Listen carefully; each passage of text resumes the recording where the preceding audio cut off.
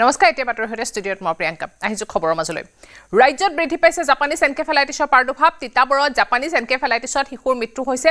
বৰ্ষা মুণ্ডা নামৰ 7 বছৰীয়া এটি শিশুৰ মৃত্যু হৈছে জেএমচিএছত চিকিৎসাধীন অৱস্থাত মৃত্যু হৈছে শিশুটি মৃত শিশুটিৰ ঘৰ তিতাবৰৰ ধলি সামগুৰি চাহ বাগিচাত ৰাজ্যত এতিয়া বৃদ্ধি পাইছে জাপানীজ এনকেফেলাইটিছৰ প্ৰাদুৰ্ভাৱ তিতাবৰত জাপানীজ এনকেফেলাইটিছত এটা শিশুৰ মৃত্যু হৈছে বৰ্ষা মুণ্ডা নামৰ এটি 7 বছৰীয়া শিশুৰ মৃত্যু হৈছে জেএমচিএছত চিকিৎসাধীন হৈ আছিল শিশুটি মৃত্যু হৈছে শিশুটিৰ মৃত শিশুটিৰ ঘৰ তিতাবৰৰ ধলি সামগুৰিৰ চাহ বাগিচাত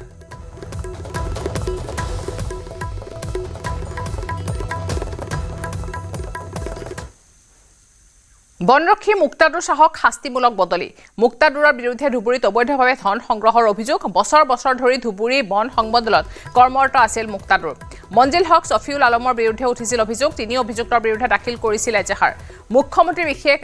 নিৰীক্ষণ কোষত দাখিল হৈছিল এজাহাৰ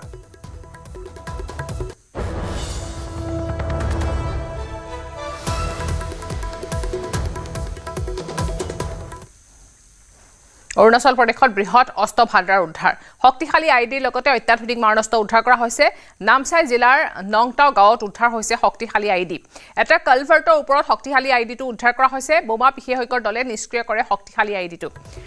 চাংলাং জিলাৰ নামদফা ৰাষ্ট্ৰীয় উদ্যানত উদ্ধাৰ হৈছে অস্ত্ৰ ভাণ্ডাৰ জংঘলত লুকুৱাই থকা অৱস্থাত উদ্ধাৰ হৈছে মাৰণাস্ত্ৰ গুলীসহ কেইবাটাও ৰাইফল তথা বিস্ফোৰক সামগ্ৰী উদ্ধাৰ কৰা হৈছে উদ্ধাৰ হৈছে প্ৰায় অৰ্ধ শতাধিক ৱাকি-টকি উগ্ৰপন্থীৰ বিৰুদ্ধে চলিছিল সেনা চিআৰপিএফৰ তথা আৰক্ষীৰ যৌথ অভিযান আলফা স্বাধীনৰ কেডাৰৰ এটা দল অৰুণাচলত প্ৰৱেশৰ সন্দেহ কৰা হৈছে অসম অৰুণাচল সীমান্তত চলিছিল উগ্ৰপন্থী বিৰোধী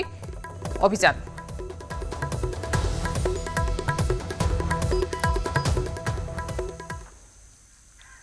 গুৱাহাটী মহানগৰীত দেহ ব্যৱসায়ী ঘাটিৰ আৰক্ষীয়ে চলাইছে অভিযান মহানগৰীত যৌনতাৰ বেহা চলাই অহা গ্ৰেফতাৰ হৈছে 4জন লোক বিভিন্ন লোকক সুন্দৰী যুৱতী যোগান ধৰি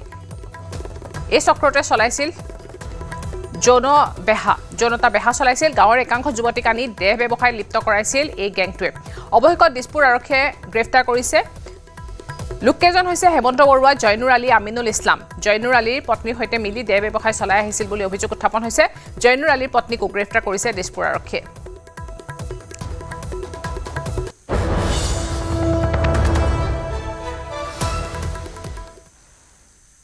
ৰেল বিভাগৰ উচ্ছেদৰ জাননীৰ পিছতে লামডিং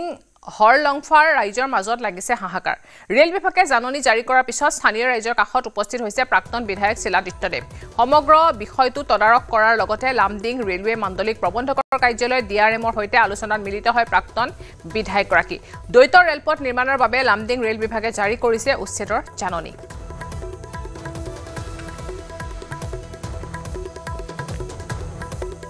এতিয়া যেটো আমি গম পাইছো যে ডাবল লাইন হ'ব আৰু ডাবল লাইনৰ কাৰণে হয়তো তেওঁলোকে শান্তিং লাইন বা এনেকুৱা ধৰণৰ কিছুমান ব্যৱস্থা থাকিব পাৰে তাৰ কাৰণে তাতে মাটি আকৌ নিজৰ মাটিখিনি আকৌ তেওঁলোকে ঘূৰাই ল'ব বিচাৰিছে সেইখিনিত আমাৰ কোনো আপত্তি নাই কিন্তু যিমানখিনি প্ৰয়োজন সিমানখিনি ল'ব লাগে যে যদি তেওঁলোকৰ এটা লাইন বহিব তো এটা লাইনৰ কাৰণে যিমানখিনি প্ৰয়োজন আছে লৈ লওক যিসকল মানুহ ইয়াতে বজাৰ কৰিছে ধৰক বজাৰৰ দোকান কৰিছে বা ঘৰ বনাইছে অৰিজিনেলি চাব গ'লে তেওঁলোকৰ ৰেলৰ লগতে লিংক আছিলে কাৰোবাৰ দেউতা কাৰোবাৰ ককা কাৰোবাৰ মানে ঘৰৰ কোনোবা মানুহ ৰেলৰ লগত চাকৰি কৰি আছিলে আৰু সেই হিচাপে কোনোবা ডাঙৰ অফিচাৰে তেওঁলোকক দেখাই দিছিল যে ইয়াতে ঘৰ বনাই লওক তাতে ঘৰ বনাই লওক হঠাৎ এই ধৰণৰ উচ্ছেদ কৰিব আৰু ইণ্টেনশ্যনেল যদি হয় তেতিয়া বেয়া কথা যদি লাইনৰ কাৰণে হৈছে আৰু যিমানখিনি লাগে সেইটো কৰিবৰ কাৰণেতো সকলোৱে সাজু আছে কিন্তু তাতকৈ বেছিটো দিবলৈ সাজু নাই ৰহাত চৰকাৰে সংস্থাপন দিয়া ভূমিহীন খিলঞ্জীয়া লোকৰ ওপৰত বেদখলকাৰী বিশেষ সম্প্ৰদায় লোকৰ দাদাকেই ৰহা ৰাজচক্ৰৰ অন্তৰ্গত ডাঙৰী বিল কিসামতো বহুদিনৰ পৰা চলি আছে একাংশ মুছলিম সম্প্ৰদায়ৰ লোকৰ দখল কৰিছে পথাৰ উল্লেখ যে কেইবা বছৰ আগতে ডাঙৰী বিল কিসামত এই বেদখলকাৰীক উচ্ছেদ কৰি ভূমিহীন খিলঞ্জীয়া লোকক চৰকাৰে মাটি আবণ্টন দিছিল কিন্তু পুনৰ ডাঙৰী বিল কিসামৰ অধিকাংশ চৰকাৰী ভূমি বেদখল কৰি গাঁও পাতি বসবাস কৰি আছে একাংশ সন্দেহজনক লোকে বেদখলকাৰী এতিয়া ভাবুকি আনিছে থলুৱা লোকসকললৈ চৰকাৰে সংস্থাপন দিয়া লোকসকলক সদায় অসুবিধা দি আছে সন্দেহজনক এই বিশেষ সম্প্ৰদায়ৰ লোকসকলে অভিযোগ মতে বেদখলকাৰীয়ে খিলঞ্জীয়া লোকৰ খেতি পথাৰত গৰু এৰি খেতি অনিষ্ট কৰা গৰু ছাগলী চুৰি কৰা আদি বিভিন্ন দুষ্কাৰ্য সংঘটিত কৰি আহিছে আনকি খিলঞ্জীয়া লোকসকলৰ নিৰাপত্তাক লৈ প্ৰশ্ন উত্থাপন হৈছে সেয়ে বেদখলকাৰী শীঘ্ৰে উচ্ছেদ কৰিবলৈ চৰকাৰক আহ্বান জনাইছে খিলঞ্জীয়া লোকসকলে এই তথ্য অনুসৰি ডাঙৰী বিল কিসামতৰ 58 নং দাগত 1113 বিঘা 3 লুচা 60 নং দাগত 220 বিঘা 43 নং দাগত 62 বিঘা 4 কঠা 5 নং দাগত 10 বিঘা 4 কঠা 6 নং দাগত 291 বিঘা 3 কঠা 35 দাগত 68 বিঘা 10 নং দাগত 17 বিঘা 3 কঠা 210 নং দাগত 26 বিঘা 3 কঠা চৰকাৰী ভূমি বেদখল হৈ আছে আমাক এই চৰকাৰে আনি কিনে মাটি দিলে তাৰপিছত আবণ্টন দিলে পতা হোৱা নাই তাৰপিছত ওচৰতে মুছলিম সম্প্ৰদায়ৰ মানুহ আছে খেতি বাতি আমি এটাই পাওঁ গৰু চিজনটো তাতো বহুত অত্যাচাৰ হয় এই গৰু ছাগলী মিয়াবিলাকে এৰি দিয়ে শান্তিকে চলিব নোৱাৰে আমি যেহেতুকে লালুং মানুহ আৰু ইয়াতে যেহেতুকে আমাৰ মানে 20ৰ ওপৰত হৈ গ'লেগৈ মানে ইয়াতে বসবাস কৰি থকা গতিকে আমি পানীও হয় ইয়াতে গতিকে আমি খেতি বাতি কৰি ইয়াতে খায়ে থাকোঁ আৰু বিশেষকৈ আমাৰ এটা মানে ডাঙৰ সমস্যা আছে মুছলিম মানুহখিনি যেহেতুকে আমাৰ ওচৰতে আছে আমি খেতি বাতি কৰাত মানে গৰু ছাগলীখিনি বেছিকৈ মানে অত্যাচাৰটো বেছি হয় আৰু তেওঁলোকক মানে কৈও মানে মা কৰিব নোৱাৰোঁ মানে সিহঁতে আৰু কেতিয়াবা মানে এই গৰু গায়ৰ লগত বা সীমাৰ লগত এনেকৈ লাগি থাকিব লগা হয় ওচৰত আছে যদি আৰু এনেকৈ কিবা হয় আৰু সিহঁতে আহিছে কিন্তু সিহঁতে জীৱন যাপন কৰিছে ঠিকেই তথাপি মানে আমাৰ কছাৰী গাঁৱৰ মাটিখিনিৰ ওপৰত সিহঁতে বৰ অত্যাচাৰ কৰি থাকে ঠিক তেনেকৈ আমাৰ কছাৰী গাঁৱৰ মানুহখিনি খেতি বাতি কৰিলে খেতি বাতি কৰাৰ সময়ত গৰু চৰু এৰি দিয়ে গৰু চৰু খুলি দিয়ে সেইটোলৈ আমি বহুত আমাৰ এতিয়াও মানে বাদ বিঘ্নতা হৈ থাকে আৰু বাৰিষাৰ সময়তো সিহঁতে নাও লৈ কছাৰী গাঁৱৰ আগে পিছে সিহঁতে ক'ত চেপে ঘৰৰ চেপে জাল পাতে ক'ত কি কৰে আৰু নদী পাৰতো এই গছ পুলি এটা দুইডাল লওঁ সেইটোকো ঘূলি মাগালি সিহঁতে খালি সিহঁতৰ জাল কিবা ঘাট জাল পাতিবৰ কাৰণে সিহঁতে খুটি পুতে জাতীয় শ্বহীদৰ ভূমিত এইবাৰ সন্দেহজনক নাগৰিকৰ বেদখল গোলাঘাটৰ সৰুপথাৰ উৰিয়াম ঘাট আৰু মেৰাপানী অঞ্চলৰ নেঘেৰিবিল বেদখলমুক্ত কৰিবলৈ প্ৰশাসনে চলাইছে জৰীপ সেই সময়ত এগৰাকী শ্বহীদৰ 52 বিঘা ভূমি দখলমুক্ত কৰিবলৈ চৰকাৰক আহ্বান অসমীয়া যুৱ মঞ্চৰ সৰুপথাৰ নাওজা 2 নং পুৱৰী গাঁৱৰ 83 আন্দোলন শ্বহীদ অনিল বৰাৰ 52 বিঘা ভূমি সন্দেহজনক নাগৰিকে বসবাস কৰাৰ অভিযোগ তুলিছে সংগঠনটোৱে এই বিষয়টোৰ ওপৰত 2018 চনত কুঁৱৰী গাঁৱৰ ৰাইজে গোলাঘাট জিলাৰ আয়ুক্তক স্মাৰক পত্ৰ প্ৰদান কৰিছিল যদিও আজি পৰ্যন্ত ভূমি উচ্ছেদ নোহোৱা কথা উল্লেখ কৰিছে অসমীয়া যুৱ মঞ্চই ডিমাপুৰ তেজপুৰ আৰু মৰিগাঁৱৰ পৰা আহি শ্বহীদ অনিল বৰাৰ ভূমিত বসবাস কৰি আছে সন্দেহযুক্ত নাগৰিকে আনহাতে শ্বহীদগৰাকীৰ পৰিয়ালৰ লগত অসমীয়া যুৱ মঞ্চৰ আহ্বান মুখ্যমন্ত্ৰীলৈ শীঘ্ৰে শ্বহীদগৰাকীৰ ভূমি সন্দেহজনক লোকৰ বেদখলৰ পৰা মুক্ত কৰি পৰিয়ালটোক গতাই দিব লাগে বৰ্তমান চৰকাৰখনে যিদৰে বেদখল ভূমিত উচ্ছেদ চলাইছে তাৰ বাবে চৰকাৰক ধন্যবাদো জনাইছে অসমীয়া যুৱ মঞ্চই 2 নং কৰিগাঁৱৰ যি টেঙাবাৰী বৰনামঘৰ আছে বৰনামঘৰৰ পৰা প্ৰায় 150 মিটাৰ দূৰত্বত শ্বহীদ অনিল বৰা 1983 চনৰ বিদেশী বহিষ্কাৰৰ আন্দোলনত যিজন বীৰ শ্বহীদ অনিল বৰাই শ্বহীদ বৰণ কৰিছিল আৰু সেই শ্বহীদৰ প্ৰায় 52 বিঘাকৈ ভূমি সন্দেহযুক্ত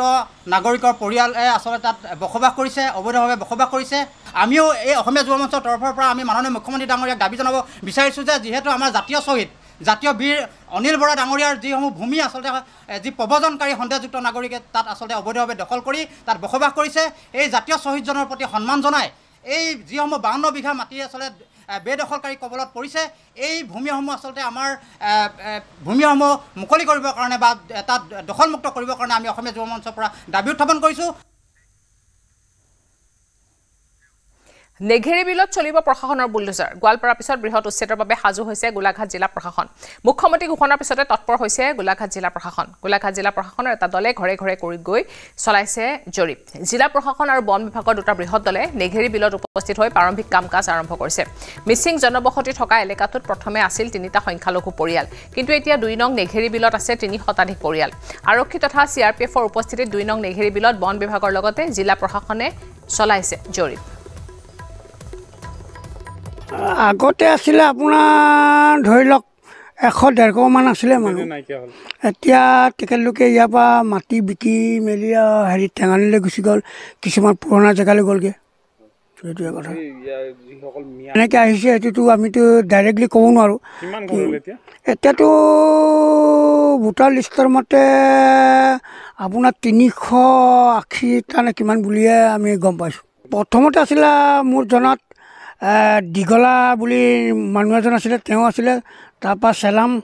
তাৰপৰা জয়নল এই 3 ঘৰ আছিলে আমি প্ৰথম হেৰি জানোতে তাৰপৰা এতিয়াতো আৰু বহুত হৈ গ'ল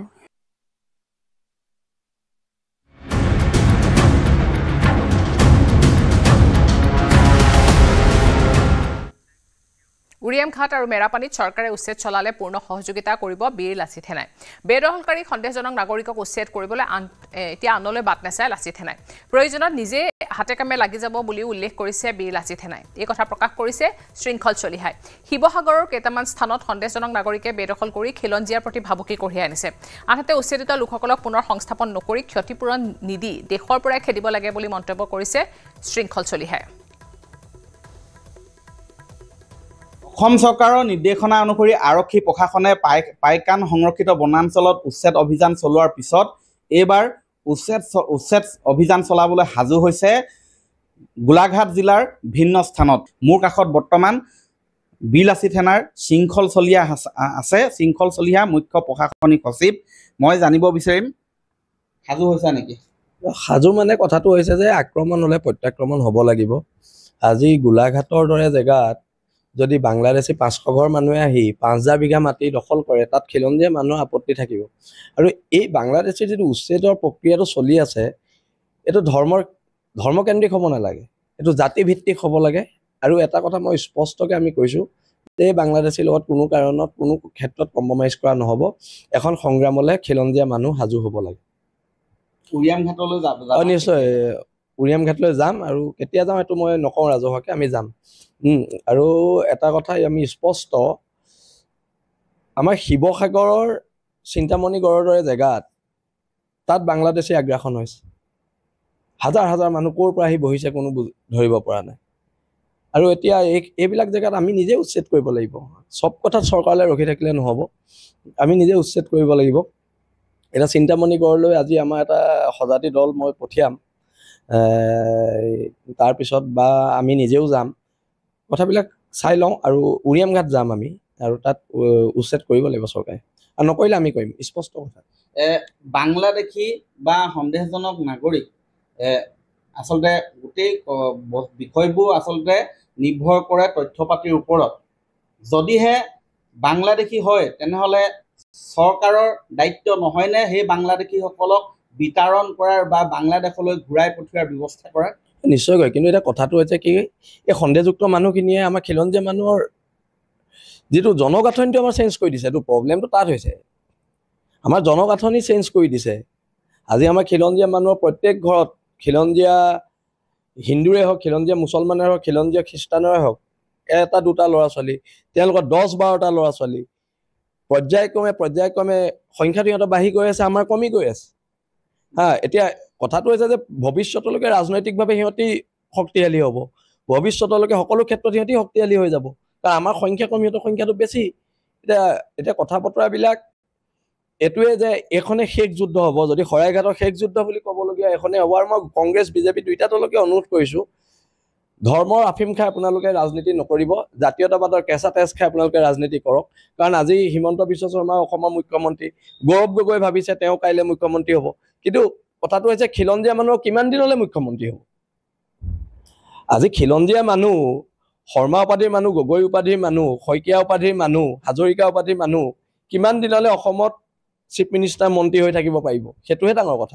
ডাঙৰ কথাটো কোনে কংগ্ৰেছ কৰিছে কোনে বিজেপি কৰিছে ডাঙৰ কথাটো নহয় ডাঙৰ কথাটো হৈছে জাতি বাচি থকাটো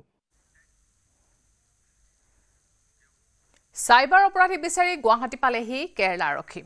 গুৱাহাটীত কেৰালাৰ 5জনীয়া আৰক্ষীৰ দলে চলাইছে অভিযান কুখ্যাত সাইবাৰ অপৰাধী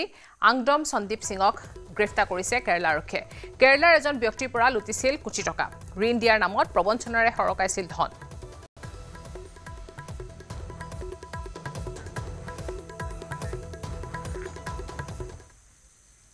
জুনাইত বানৰ বিভীষিকা বান গ'ল কিন্তু দুখে কুলাই পাছিয়ে নধৰা অৱস্থা হৈ গৈছে বহু চহা কৃষকৰ বুকাত পুত খাইছে শ বিঘা মাটিৰ কঠীয়া নষ্ট হৈছে কঠীয়া ৰাস্তা ঘাট সকলো বুকাই পুতি পেলোৱাত এতিয়া অবৰ্ণনীয় পৰিস্থিতিৰ সৃষ্টি হৈছে জুনাইত শনিবাৰে পুৱতি নিশাৰ পৰাই হোৱা নেৰানেপেৰা বৰষুণৰ ফলত পাহাৰৰ পৰা বৈ অহা বিভিন্ন নৈ উপনৈ বাহনী পানীয়ে বিভিন্ন তাণ্ডৱৰ সৃষ্টি কৰিছে বাহনী পানীত কেইবাখনো নদীৰ গাইড বান্ধ ভাঙি ছিঙি পেলোৱাত বহু অঞ্চলৰ খেতিপথাৰ ৰাস্তা ঘাট এতিয়া পানীত ডুব গৈছে। জোনাই 2 নং শ্ৰীৰামপুৰীয়া আৰু শান্তিপুৰ আদি গাঁৱৰ বহু কৃষকৰ খেতিপথাৰ হঠাৎ অহা প্ৰলয়ংকাৰী বানে ব্যস্তৰ ক্ষতিসাধন কৰিছে। হঠাৎ অহা এই বানত এতিয়া দুখনৰ বহু লোকৰ কঠীয়া বালিত পোত গৈছে। ইয়াৰ উপৰিও অঞ্চল দুখনৰ বহু ঠাইত বানে ৰাস্তা ঘাট খহাই নিয়াৰ ফলত যাতায়াতৰো অসুবিধা হৈছে। মটাউৰি ভাঙি এইটো ৰায়াং নদী বুলি কয় একচুৱেলি এইটো পাহাৰৰ পৰা পানী আহে বৰষুণ দিলে বহুত তেজকে আহে আৰু এইটো মটাউৰিটো ভাঙি চিঙি চব মানে খতম সেইখিনি চব কঠীয়া চতীয়া চব ফুটাই দিলে এতিয়া ৰুবলৈ কঠীয়া নাইকিয়া হৈ গৈছে। কঠীয়াটো 12 টিংমান আছিলে এইটো। কিমান বিঘা আছিলে এইটো? মাটিৰ পৰিমাণ কিমান আছিল? মাটিৰ পৰিমাণ মানে কঠীয়াটো 16 টিং আছিলে। নে 16 টিংটো আপোনাৰ যাব 6 বিঘা মাটি যাব। এতিয়া আমাৰ বিশেষকে মানে আমাৰ যোগাযোগ ব্যৱস্থাটো নাইকিয়া হবে আলিটো কহাইছে মানে পাছফালে এই আলিটো সেইটোৱে মাত্ৰ এই এৰিয়াৰ মানে যোগাযোগটো এই ৰাস্তাটোৱে হয়। ইয়াত আমি 10-12খন গাঁৱে ইয়াৰ পৰা আমি অহা যোৱা কৰোঁ। যিকোনো সমস্যাত প্ৰশাসনক ইয়াৰ পৰা যোগাযোগ কৰি আমি চিকিৎসালয় বা হওক ল'ৰা ছোৱালী বা ছাত্ৰ ছাত্ৰী হওক ইয়াৰ পৰাই আমি ওলাওঁ। এই ৰাস্তাটো যেতিয়া যায় তেতিয়াতো আমাৰ বিচ্ছিন্ন হৈ যাব, জনায়ৰ পৰা বিচ্ছিন্ন হৈ যাব। হাত শিঙিমাৰী ভাৰত বাংলাদেশ সীমান্তত ব্ৰহ্মপুত্ৰৰ ভয়ংকৰ খহনীয়া। ইতিমধ্যে খহনীয়াৰ কবলত পৰিছে কৃষিভূমিৰ লগতে বহুকেইটা পৰিয়াল। BSFৰ নিৰীক্ষণ চকীৰ লগতে আন্তঃৰাষ্ট্ৰীয় সীমান্তলৈ আহিছে ভাবুকি। খহনীয়া পৰিদৰ্শন মানকাছাৰৰ বিধায়ক আমিনুল ইছলামৰ। খহনীয়াৰ ফলত এতিয়া নিদ্ৰা হৰণ হৈছে ভাৰত বাংলা সীমান্তত দাঁতি কাষৰীয়া অঞ্চলত বসবাস কৰা কেইবাখনো গাঁৱৰ লোকৰ। চৰকাৰে ভাৰত বাংলা সীমান্ত সুৰক্ষাৰ বাবে জিঅ' বেগ পাৰ্কো পাইন আদিৰে কেইবাবাৰো কোটি টকীয়া আঁচনি ৰূপায়ণ কৰিছিল যদিও সময়মতে কাম সম্পূৰ্ণ নোহোৱাৰ বাবে এতিয়া ফেনৰ ফুটুকাত পৰিণত হৈছে সেইবোৰ আঁচনি, যাৰ বাবে ভাৰত বাংলাদেশ সীমান্তৱৰ্তী অঞ্চল সম্পূৰ্ণৰূপে স্থায়ী সমাধানৰ ব্যৱস্থা কৰিবলৈ দাবী জনাইছে স্থানীয় লোকে। আমাৰ এই কোকৰাডাঙ্গা যিটো অঞ্চল মালিয়ালগাৰ মানে ডাউন শ্লোপৰ পৰা কোকৰাডাঙ্গা কালিয়ালগালৈকে যিটো আমাৰ IBP road international border road, এই বৰ্ডাৰ ৰোডটো বহুবাৰ আমি প্ৰটেকশ্যনৰ চেষ্টা কৰিছোঁ, বহুতবাৰ প্ৰটেকশ্যন হৈছে যদিও আমাৰ এটা ডাঙৰ প্ৰজেক্ট চেংচন হৈ আছে, আজিলৈকে পইচা পোৱা নাই। কিন্তু আজি যি ভয়ানকভাৱে যোৱা কেইদিনমানৰ পৰা ইয়াত গৰাখহনীয়া চলি আছে, ইৰোজন যিটো চলি আছে, আজি আপুনি চাব আমাৰ ৰাইট চাইড গোটেই ঘৰবিলাক ভাঙি আছে আৰু ব্যাপকভাৱে মোৰ পিছফালে আপোনালোকে চাওক গোটেইখিনি ইৰোজন হৈ আছে। এইখিনি ইৰোজনৰ কাৰণে ইয়াত মানুহ আহিছে, আমি ইয়াত পুলিচ প্ৰটেকশ্যন ল'ব লগা হৈছে। ডিপাৰ্টমেণ্টৰ বিষয়ববীয়াসকল আমাৰ মাজত আহিছে। ইয়াতে বহি মই মিনিষ্টাৰ সাহেবক ফোন কৰিলোঁ, মিনিষ্টাৰ সাহেবক মই ডাইৰেক্ট পোৱা নাই ফোনত। আমি প্ৰিন্সিপাল ছেক্ৰেটাৰী লগতে চিফ ইঞ্জিনিয়াৰ, ছুপাৰিণ্টেণ্ডেণ্ট ইঞ্জিনিয়াৰ আৰু SDO গোটেইখিনিৰ লগত কথা পাতি এমাৰ্জেঞ্চি বেচিছ ইয়াত কি কৰিব পাৰোঁ, বেম্বো ক্লিচিং কৰিব পাৰোঁ নেকি।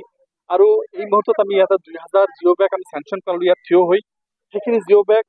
পাৰ্কো পাইন আৰু বেম্বো ক্লিচিঙৰ কাৰণে টেম্পৰেৰী বেচিছ এই ৰোডটো ৰক্ষা কৰিবৰ কাৰণে আমি চেষ্টা কৰিছোঁ, যৎপৰোনাস্তি চেষ্টা কৰি আছোঁ। আৰু ইয়াত লোকেল ৰাইজৰ আমি সহায় সহযোগিতা বিচাৰোঁ যে আপোনালোকে সহায় সহযোগিতা কৰক, কেনেকৈ আমি এইটো বন্ধ কৰিব পাৰোঁ। আদাৰৱাইজ আমাৰ এই গোটেই যিখিনি আপোনালোকে জানে যে আমাৰ প্ৰায় 10-12টা যিটো পানীৰ তলত গুচি যাব আপ টু মানকাছৰলৈকে, গোটেই আমাৰ যিটো HM ৰোডৰ যিটো ডাউনৰ শ্লোপ গোটেইখিনি ফ্লাড ইৰোটেড হৈ যাব, যিটো ব্যাপক হাৰে চব্জি খেতি হয়, বিভিন্ন খেতি হয়, এইখিনি নষ্ট হৈ যাব। ইয়াৰ আগতে এবাৰ ভাঙিছিল, প্ৰায় 3 বছৰ 4 বছৰ এইটো চাফাৰ কৰিব লগা হৈছিল। তো সেইটো যাতে পৰিস্থিতিৰ সৃষ্টি নহয় তাৰ কাৰণে আমি এমাৰ্জেঞ্চি যুদ্ধতৰভাৱে কেনেকৈ কৰিব পাৰোঁ তাৰ এটা ব্যৱস্থা আমি চলাই আছোঁ। আজি এতিয়াৰ পৰাই কাম ষ্টাৰ্ট হ'ব। আমাৰ SDO আছে, ডিপাৰ্টমেণ্ট আছে, আমি চাৰ্কেল অফিচাৰক মাতিছোঁ যাতে আমি এইটো ইমিডিয়েট বন্ধ কৰিব পাৰোঁ তাৰ কাৰণে ব্যৱস্থা লৈ আছোঁ।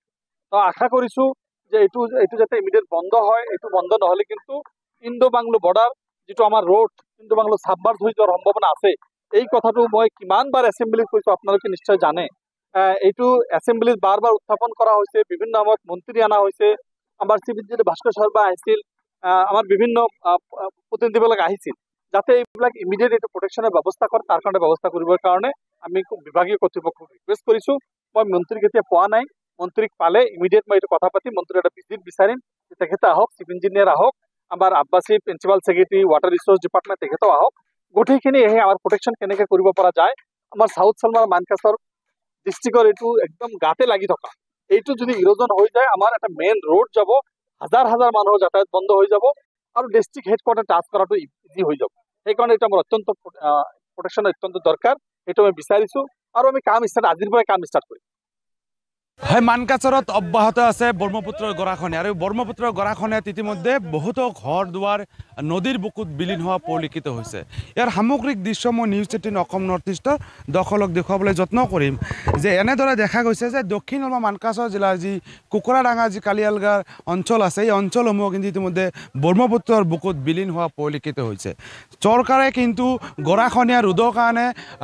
ধন দিয়ে যদিও কিন্তু ইয়াৰে স্থানীয় যি প্ৰশাসন আছে জলসম্পদ যি বিভাগ আছে জলসম্পদ বিভাগৰ ফালৰ পৰা দুই এটা বাঁহৰ পাৰ্কোপাইন দি কিন্তু পইচা যি হৰলকি খোৱাৰ অভিযোগ ইতিমধ্যে উত্থাপন হৈছে। যিহেতু ডিপাৰ্টমেণ্টেৰ যি আছে এই ডিপাৰ্টমেণ্টৰ কাৰণে কিন্তু আজি কিন্তু ব্ৰহ্মপুত্ৰৰ বুকুত কিন্তু এনেদৰে হেজাৰ হেজাৰ হেক্টৰ বিঘা ভূমি তথা ঘৰ দুৱাৰ কিন্তু ব্ৰহ্মপুত্ৰৰ বুকুত যাওঁ পৰিলক্ষিত হৈছে। আজি কিন্তু পুৱাৰ ভাগতে দেখা গৈছে যে ইয়াৰে যি স্থানীয় যি বাসিন্দা আছে ইয়াৰে স্থানীয় এজন বাসিন্দাৰ ঘৰ কিন্তু নদীৰ বুকুত বিলীন হৈছে। এনেদৰে কিন্তু দেখা গৈছে আজি ৰাতিপুৱাৰ ভাগৰ পৰা বিধায়ক তথা যি MDC-সকল আছিলে গাঁও পঞ্চায়তৰ সভাপতিসকল আছে নৱনিৰ্বাচিত সিহঁতে উপস্থিত হৈছিলে আৰু উপস্থিত হৈ পৰ্যবেক্ষক কৰি কিন্তু আজি জিঅ' বেগৰ কাম কিন্তু নতুনকৈ আকৌ আৰম্ভ কৰা পৰিলক্ষিত হৈছে। মোৰ সৈতে ফেকামাৰী ZPCৰ MDC আদো হাজি চাহেব আছে, কথা পাতিবলৈ যত্ন কৰিম। দাদা, যিহেতু আপুনি ইয়াতে উপস্থিত হৈছে পৰ্যবেক্ষক কৰাৰ কাৰণে, কি ক'ব? না, মইতো ৰাতিপুৱাই খবৰ পাইছোঁ, যেতিয়া বৰষুণ পৰি আছিল বতাহ আছিলে তেতিয়াই মই খবৰ পাইছোঁ যে তাতে আজিও ভাঙা ষ্টাৰ্ট হৈছে। অমৃত সৰোবৰ পুখুৰীৰ এটা যে ঘৰ শ্বেড আছিলে সেইটো ভাঙি গৈছে। কাষতে যিটো ঘৰ আছিলে এঘৰ মানুহ ঘৰ আছিলে সেই ঘৰটো ভাঙিছে ইতিমধ্যে। আৰু ৰাতিপুৱাৰ পৰা এতিয়ালৈকে অলপ আগ্ৰাসনটো কমিছে। এতিয়া আমাৰ বিধায়ক চাহাব আহিছিল, ডিপাৰ্টমেণ্টৰ মানুহ আছে, জল সম্পদ বিভাগৰ মানুহ আছে, আমিও আহিছোঁ, আমাৰ প্ৰেচিডেণ্টসকলো আহিছিল। আহি ইতিমধ্যে কাম লোকাল মানুহে পূৰ্ণগতিত কাম চলাই আছে। তো এতিয়া অলপ মানে শান্ত হৈছে, হয়তো প্ৰটেকশ্যনটো পালে খাচা বুলি বিশ্বাস। ঘৰ ভাঙিছে নেকি? আজিও এটা ঘৰ ভাঙিছে। আচলতে কাৰ গাফিলতিৰ কাৰণে এনেকুৱা? একচুৱেলি মানে ডিপাৰ্টমেণ্টে যিখিনি কৰিব লাগিছিল, চৰকাৰে যিখিনি ব্যৱস্থা ইয়াত ল'ব লাগিছিল সেই হিচাপত নলয়। যেতিয়া নদীয়ে পানী বাঢ়ে, যেতিয়া নদীৰ তাণ্ডৱ ষ্টাৰ্ট তেতিয়া খাচা ফাচা এইবিলাক কিবা দিয়ে, কিন্তু যেতিয়া পানী নাথাকে তেতিয়া স্পাৰ বুলেট স্পাৰ প্ৰটেকশ্যনটো পাৰ্মানেণ্টলি কিবা এটা কৰাৰ এইটো ব্যৱস্থা নলয়। তাৰ কাৰণে এইবিলাক হৈ আছে। বাংলাদেশীৰ অভিযোগত বহিৰাজ্যত গ্ৰেপ্তাৰ শ্ৰমিকৰ এটা দল। অসমৰ পৰা যোৱা 41জন শ্ৰমিকক হাৰিয়ানাত গ্ৰেপ্তাৰ কৰা হৈছে। মানকাছাৰ বৰপেটা আদি অঞ্চলৰ পৰা গৈছিল শ্ৰমিকসকল। অবৈধ বাংলাদেশীৰ অভিযোগত গ্ৰেপ্তাৰ হৈছে 41জন শ্ৰমিক। শ্ৰমিককেইজন বাংলাদেশী নহয় বুলি দাবী এজন বিধায়কৰ। দলটোক উভতাই অনাৰ দাবী কৰিছে বিধায়ক আমিনুল ইছলামে। মুখ্যমন্ত্ৰী আৰু DGPৰে যোগাযোগ কৰিছে বিধায়কজনে। সকলো বৈধ নথি পত্ৰ থকা বুলি দাবী কৰিছে আমিনুল ইছলামে। ভাৰতীয় শ্ৰমিকক হাৰাশাস্তি চলাইছে বুলি দাবী বিধায়কজনৰ।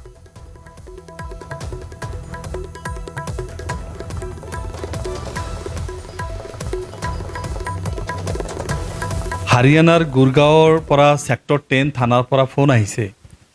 তাতে আমাৰ 41জন মানুহ, অসমৰ 41জন মানুহ, তাৰ 30জন মানে বোধহয় আমাৰ ইফালৰ হ'ব। ঝাওডাঙাৰ পাৰ্ট 2 পাৰ্ট 3 মানুহ আছে, জোৰডাঙা কুস্তিমাৰাৰ মানুহ আছে, আমাৰ পাথুৰিয়াৰ মানুহ আছে, আমাৰ কাঠডাঙাৰ মানুহ আছে। যথেষ্টখিনি আমাৰ সমষ্টিৰ মানুহ আজি তাত তেখেতসকলক এৰেষ্ট কৰিছে। তেখেতসকলে নাজানে কিহৰ কাৰণে এৰেষ্ট কৰিছে। তেখেতসকলে অৱগত কৰা মতে তেখেতসকলক মানে অবৈধ বাংলাদেশী হিচাপে তেখেতসকলক এৰেষ্ট কৰিছে। মই এটা কথা ক'ব বিচাৰিছোঁ, আৰু এইটোক লৈ মই অলৰেডি জিলা কৰ্তৃপক্ষৰ লগত আৰু আমাৰ ওপৰত জনাইছোঁ। আপোনালোকৰ জৰিয়তে মই মাননীয় মুখ্যমন্ত্ৰী ডাঙৰীয়া দৃষ্টি আকৰ্ষণ কৰিব বিচাৰিছোঁ। মাননীয় মুখ্যমন্ত্ৰীক মই ফোনত ট্ৰাই কৰি আছোঁ, মই পোৱা নাই, তেখেত ব্যস্ত আছে চাগে, তেখেতক ফোনত পোৱা নাই। মই এই কথাটো ইমিডিয়েটলি যাতে এইবিলাক আমাৰ মানকাছৰ স্থায়ী বাসিন্দা, তেখেতসকলৰ 51ৰ কাগজ আছে, 66ৰ 71ৰ কাগজ আছে, ভোটাৰ লিষ্টত নাম আছে, ভোটাৰ ID আছে, আধাৰ কাৰ্ড আছে, ৰেচন কাৰ্ড আছে, সকলো তথ্য পাতি তেখেতসকল আছে। কিন্তু এই সকলো ব্যক্তিক তেখেতসকলে এৰেষ্ট কৰি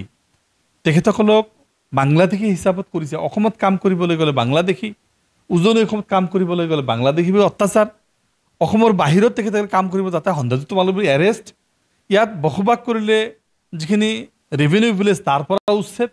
বন বিভাগ নহ'লেও তাৰ পৰা উচ্ছেদ, মেধিপাট্টাৰ মাটি হ'লেও তাৰ পৰা উচ্ছেদ। যি এটা মানে অত্যাচাৰৰ এটা সীমা থকা উচিত। আজি এই জনসাধাৰণক অসমৰ ৰাইজক যিটো অৱস্থা কৰিছে, আৰু বিশেষকৈ মই যিখিনি মানুহ আজি আমাৰ গুৰগাঁৱত যিটো ছেক্টৰ 10 থানাত এৰেষ্ট আছে তেখেতসকলৰ মোৰ লগত যোগাযোগ কৰিছে। এতিয়া ফোন বন্ধ পাই আছোঁ। তেখেতসকলক ইমিডিয়েট কেনেকৈ মুক্তি দিব পাৰি, তেখেতসকলক কেনেকৈ আমি ঘূৰাই আনিব পাৰোঁ, তেখেতসকলক ভাৰতীয় নাগৰিক হিচাপে প্ৰমাণটো কেনেকৈ কৰিব পাৰোঁ। ইমিডিয়েটলি মই জিলা কৰ্তৃপক্ষক কৈছোঁ যে এইবিলাক মানুহে লোকেল থানাত গৈ যোগাযোগ কৰি তেখেতসকলক কাগজ পাতি পঠাওক, আৰু এইখিনি DGP ডাঙৰীয়াই বা আমাৰ মাননীয় মুখ্যমন্ত্ৰী ডাঙৰীয়াই বা আমাৰ চিফ ছেক্ৰেটাৰী ডাঙৰীয়াই কেনেকৈ মানে আমাৰ তাত চিফ ছেক্ৰেটাৰীৰ লগত কথা পাতি, হাৰিয়ানাৰ চিফ ছেক্ৰেটাৰীৰ লগত কথা পাতি, হাৰিয়ানাৰ মুখ্যমন্ত্ৰীৰ লগত কথা পাতি তেখেতক কেনেকৈ ঘূৰাই আনিব পাৰি তাৰ ব্যৱস্থা ইমিডিয়েট কৰিব লাগিব বুলি দাবী জনাইছোঁ। গুজৰাটৰ আহমেদাবাদত চাঞ্চল্যকৰ ঘটনা। বাভলাত একেলগে নিঃশেষ হৈছে 5জনীয়া এটা পৰিয়াল। ভাড়াঘৰত উদ্ধাৰ একেটা পৰিয়ালৰ 5জন লোকৰ মৃতদেহ। 3 সন্তানক বিষ খুৱাই পিতৃ মাতৃয়ে লৈছে চৰম সিদ্ধান্ত। পত্নী সোণালসহ বিষপান কৰি আত্মহত্যা কৰিছে বিপুল কাঞ্জি বাঘলাৰ নামৰ লোকজনে। 5 আৰু 11 বছৰীয়া 2 কন্যা সন্তানক বিষ খুৱাই হত্যা কৰিছে, লগতে 8 বছৰীয়া পুত্ৰ সন্তানকো বিষ খুৱাই হত্যা কৰিছে পিতৃ মাতৃয়ে, আৰু তাৰ পিছতে 3 সন্তানক বিষ খুৱাই পিতৃ মাতৃয়েও কৰিছে আত্মহত্যা। বাভলাত ভাড়াঘৰত সংঘটিত হৈছে এই ঘটনাটো। 5জনৰ মৃতদেহ উদ্ধাৰ কৰি আৰক্ষীয়ে চলাই আছে তদন্ত। পোহৰলৈ অহা নাই এতিয়াও পৰিয়ালটোৰ চৰম সিদ্ধান্তৰ কাৰণ। वो तो मुझे मालूम नहीं है। हम रात को 1-1:30 बजे गए हैं तो पता चला वो गंभीर हालत में 5 लोग पड़े हुए थे। मेरे जीजाजी, वो मेरे जीजाजी हैं और मेरे बहन है। जीजाजी बाहर पड़े हुए थे और मेरे भांजे वो मेरे बहन, चारों लोग वो रूम में, भाड़े के रूम है उसमें पड़े थे। वो दवा किसी ने मिला दी वो तो ठीक है, या फिर खुद पी ली वो तो ठीक है, वो तो मुझे नहीं मालूम। मगर थोड़ा सा लोन वाले का प्रेशर था। जो रिक्शा ली थी CNG, वो लोन पर ली हुई थी, तो उसका। আৰু ইয়াৰ লগে লগে সময় হৈছে এতিয়া বাতৰিৰ পৰা বিদায় লোৱাৰ। নমস্কাৰ।